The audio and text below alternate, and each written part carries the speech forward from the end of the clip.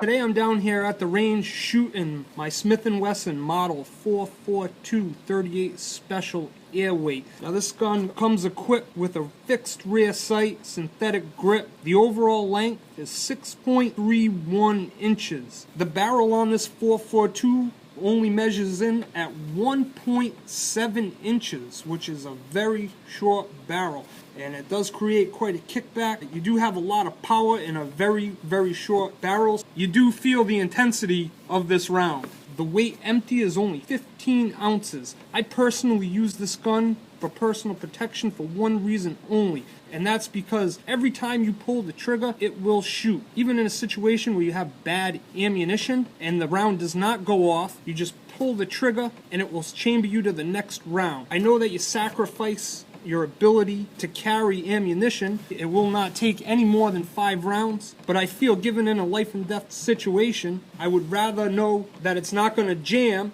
than know I have a clip with 20, 30, 40 rounds in it. If it doesn't go off, it doesn't matter how many rounds you're carrying. I also like this gun because it's comfortable on me. I can fit it pretty much anywhere. It is small, it is light, it fits in just about every pocket I have on me and will fit into every space. Most of the time when I'm carrying this, I actually forget it's on me. So I like to do a lot of running around. I'm very active. When I'm not doing a lot of activity, I'll carry a larger gun on me. Being active and you have a larger gun, it is in the way, it's heavy, it creates a bulge, and it just presents an uncomfortable feeling. So just to make a quick comparison and reference, if you take a look at the gun and then I turn the camera and you take a look at this wallet, they're almost the same size. So you can see it's very concealable. You know, I know a lot of people think you need to carry a lot of ammunition on you in case of a situation, but if you actually look at the statistics, odds are you'll probably never need a gun. And in the event that you do need a gun, you'll probably never have to use it. And in the rare circumstance that you do need to use a gun, in most cases, only 1 to 3 shots are fired. I feel that this will give me the ability to create space until I can get to a safe area. The other thing I'd like to point on is the reliability. Revolvers are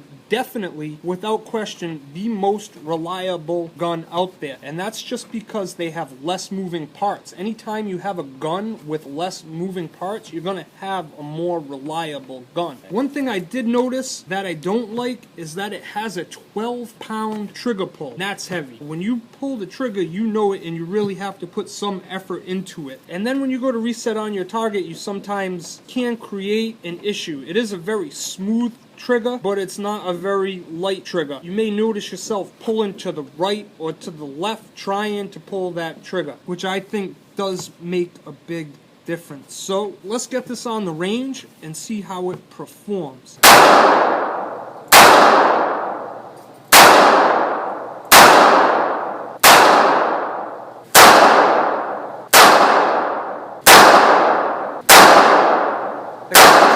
It's got some kick, huh? Yeah, but I'll tell you one thing, I hit the target every time. I really enjoy this gun. I really feel comfortable with it. I'm actually here with our special guest. You may recognize him from the Ebola zombie video. It's Sergeant Sick B. Sarge, what do you think about this 442 Smith & Wesson Airweight? Well, I think the pros of this gun is, one, it's small. Like we said earlier, it is no bigger than a wallet. You can put it anywhere. It conceals very easy. It's very reliable. Yes, you only have 5 bullets, but like we spoke about earlier, chances are if you take out a gun, you're only going to use from 1 to 3 bullets. It's very accurate. You can conceal it anywhere. It fits smoothly in your hand. All in all, I believe it is one of the best concealed carry guns because you can put it in any pocket, your ankle, your hip, wherever you put it. 99% of the people aren't gonna know. What'd you think about the trigger? It is 12 pounds. It's much heavier than guns we have shot before. That would be one of the cons of the gun, is the 12-pound trigger pull, and you must, you know, if you're a beginner, you're gonna pull, you're gonna shoot to the right or to the left, or even after going to the range maybe 3 to 4 times and shooting it, then you're gonna have much more control. You know, we're shooting at a little bit of distance, but you know, in a self-defense scenario, the average attacker is only between 15 and 20 feet. I would even say the maximum length is 20 feet. I don't think I would notice it in a self-defense situation, but when you're shooting at distance, I definitely notice I have to be conscious of myself pulling just that little bit to the right. I believe you're 100% true. Same thing with me. When we are shooting at the range, I notice that if, 1 and 2 are usually always on, the 3, 4, and 5 are either to the right. But then when we go short distances, 10, 15, 20 feet, I don't think it really becomes a factor. I think in a situation, that heavy trigger is going to become a lot lighter. Yeah, I believe in a self-defense situation, it's not going to matter. And I believe that in a self-defense thing, you're going to be within 0 to 10 feet of when you pull that gun out, because you're only going to pull it out if necessary. If you are pulling out a gun, you're shooting it. There's no reason to pull out a gun unless you need to defend yourself. You only are able to chamber 5 rounds in this. I think that anything more than 5, and you're compensating for something that you don't want to let us know about in a self-defense mode.